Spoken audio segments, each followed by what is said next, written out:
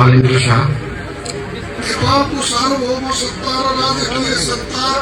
नेपालको सार्वभौम सत्ता र राजकीय सत्ता नेपाली जनतामा निहित रहेको नेपाली जनतामा निहित रहेको नेपालको संविधानप्रति पूर्ण वफादार रही सत्यनिष्ठापूर्वक प्रतिज्ञा गर्दै ईश्वरको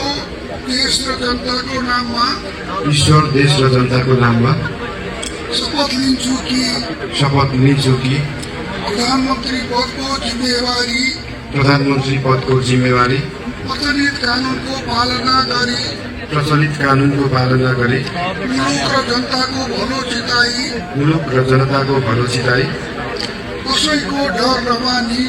कसैको डर नमानी पक्षपात नगरी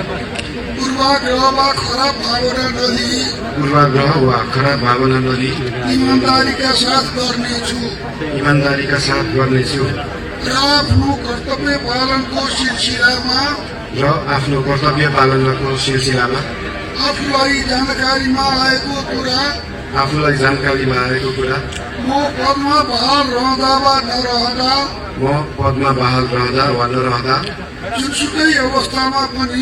जुनसुकै अवस्थामा पनि प्रचलित कानुनको पालना गर्दा बाहेक अरू अवस्थामा कुनै किसिमबाट पनि प्रकट वा संकेत गर्ने छैन।